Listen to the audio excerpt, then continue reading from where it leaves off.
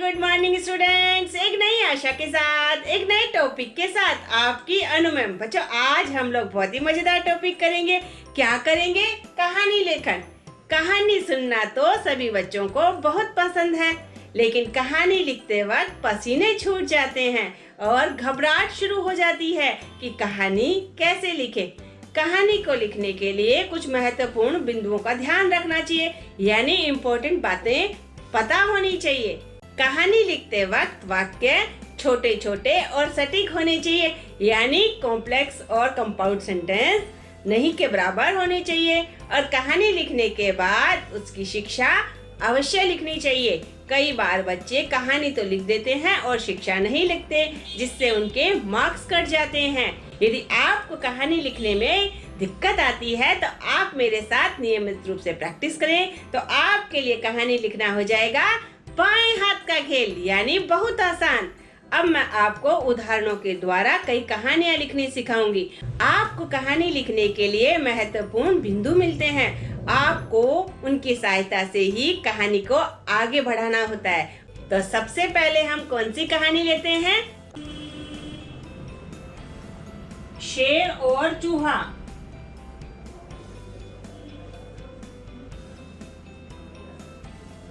क्या है?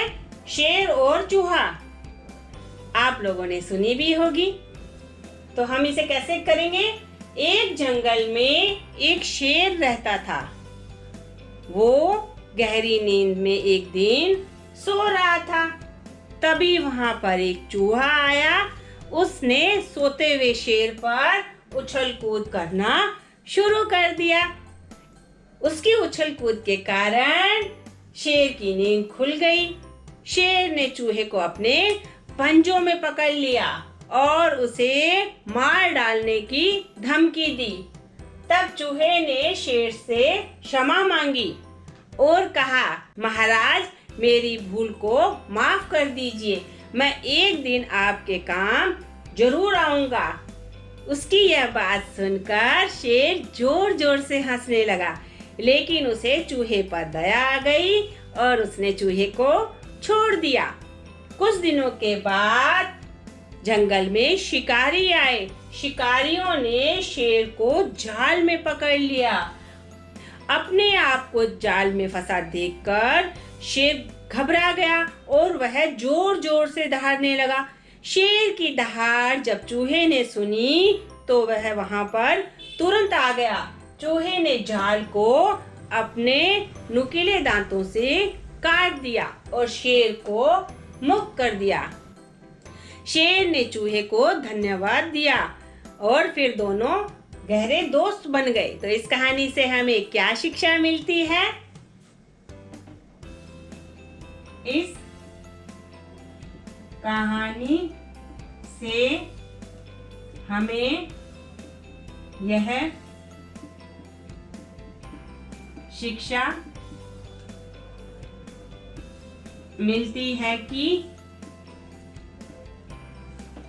हमें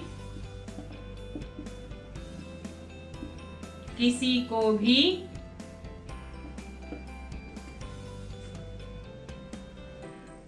छोटा नहीं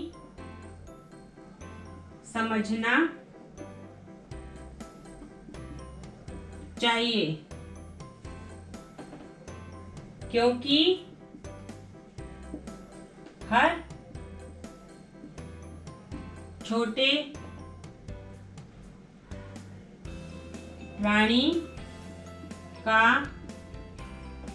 अपना महत्व होता है।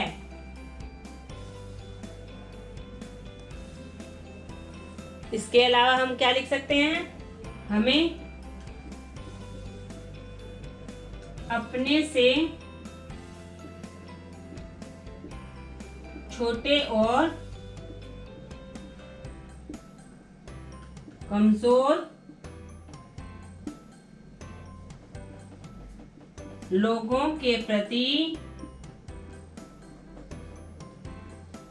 दया का भाव रखना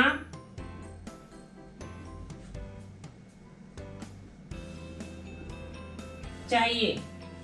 तो क्या शिक्षा मिली? हमें इस कहानी से यह शिक्षा मिलती है कि हमें किसी को भी छोटा नहीं समझना चाहिए, क्योंकि हर छोटे प्राणी का अपना महत्व होता है। हमें अपने से छोटे और कमजोर लोगों के प्रति दया का भाव रखना चाहिए। तो इस प्रकार से आप ये कहानी लिख सकते हैं। अब हम अगली कहानी लेते हैं। अगली कहानी क्या है? टोपी वाला और बंदर। इसे कैसे शुरू करेंगे? एक टोपी वाला शहर में जाकर रोज टोपियां बेचता था। एक दिन जब वह शहर की ओर जा रहा था, काफी थक गया और एक पेड़ के नीचे बैठ गया और उसने अपनी गठरी को किनारे रख दिया। खाना निकालकर उसने खाना खाया और गहरी नींद में सो गया। जिस पेड़ के नीचे टोपी वाला सोया था, उसी पेड़ पर बहुत सारे बंदर रहते थे। जब बंदरों ने देखा कि टोपी वाला सो गया, तो कुछ बंदर नीचे उतरे और उसकी गठरी खोलकर सारी टोपियां निकाली और सब ने टोपी पहन ली। जब टोपी वाला जागा और उसने अपनी गठरी को खाली देखा, तो वह परेशान हो गया, इधर उधर देखने लगा। अचानक उसने ऊपर की ओर देखा। उसने देखा सभी बंदरों ने उसकी टोपियां पहन रखी है। वह दुखी हो गया और परेशान होके रोने लगा। तभी उसे एक उपाय सूझा। उसे पता था कि बंदर स्वभाव से नकलची होते हैं। उसने अपनी टोपी उतारकर जमीन पर फेंकी। जैसे ही टोपी वाले ने अपनी टोपी जमीन पर फेंकी, वैसे ही बंदरों ने भी अपने सर से टोपी उतारकर जमीन पे फेंकना शुरू कर दिया और टोपी वाले ने सारी टोपियां इकट्ठी की और उन्हें बेचने के लिए शहर की ओर चला गया। तो बच्चों, इस कहानी से हमें क्या शिक्षा मिलती है? इस कहानी से हमें यह शिक्षा मिलती है, इस कहानी से हमें यह शिक्षा मिलती है कि हमें मुसीबतों को देखकर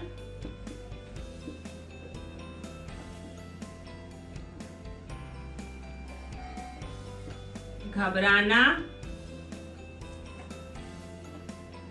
नहीं चाहिए। ना ही दुखी और परेशान होना चाहिए। सूझबूझ,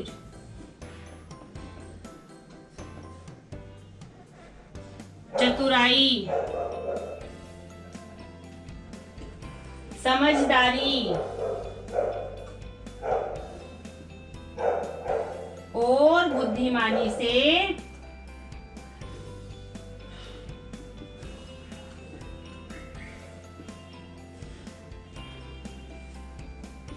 समस्या का हल निकालना चाहिए। क्या शिक्षा मिलती है? इस कहानी से हमें यह शिक्षा मिलती है कि हमें मुसीबतों को देखकर घबराना नहीं चाहिए, ना ही दुखी और परेशान होना चाहिए। सूझबूझ, चतुराई, समझदारी और बुद्धिमानी से समस्या का हल निकालना चाहिए। तो इस प्रकार से हम इस कहानी की शिक्षा लिख सकते हैं। अब हम अगली कहानी लेते हैं। अगली कहानी क्या है? लालची किसान और मुर्गी। एक बार एक किसान को एक घायल मुर्गी मिली।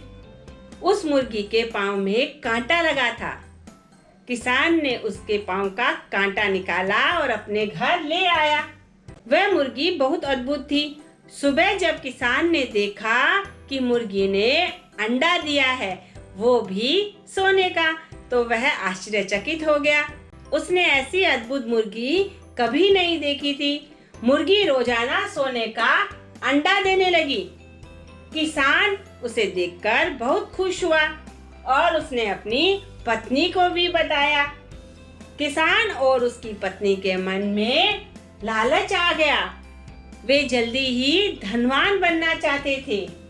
एक दिन उन्होंने मुर्गी को चाकू से काटने की सोची ताकि उन्हें सोने के बहुत सारे अंडे एक साथ मिल जाए।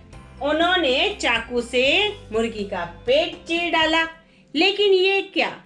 मुर्गी का पेट चीरकर उन्होंने देखा वहां पर तो मांस और खून के अलावा कुछ नहीं था। उनके हाथ कुछ नहीं लगा।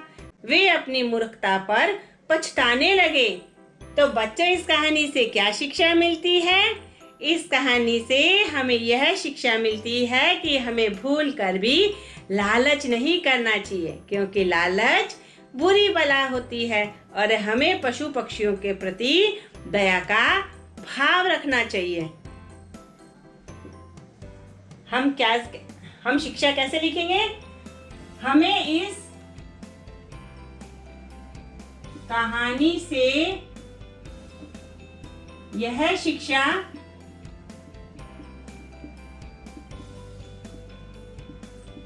मिलती है कि हमें लालच नहीं करना चाहिए, क्योंकि लालच बुरी बला है।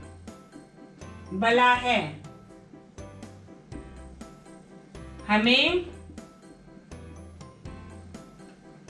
पशु पक्षियों के प्रति दया का भाव रखना चाहिए। क्या शिक्षा है? हमें इस कहानी से यह शिक्षा मिलती है कि हमें लालच नहीं करना चाहिए, क्योंकि लालच बुरी बला है। हमें पशु पक्षियों के प्रति दया का भाव रखना चाहिए। इस प्रकार से यदि आप मेरे साथ प्रैक्टिस करेंगे तो आपके लिए कहानी लेखन लिखना हो जाएगा बाएं हाथ का खेल और आप पाएंगे परीक्षा में अधिकतम अंक। मैंने बेड टाइम स्टोरीज भी आप लोगों के लिए बना रखी है। उसकी सीरीज में आपको हर प्रकार की कहानियां मिलेगी और उसमें मैंने शिक्षाएं भी लिखी हुई है।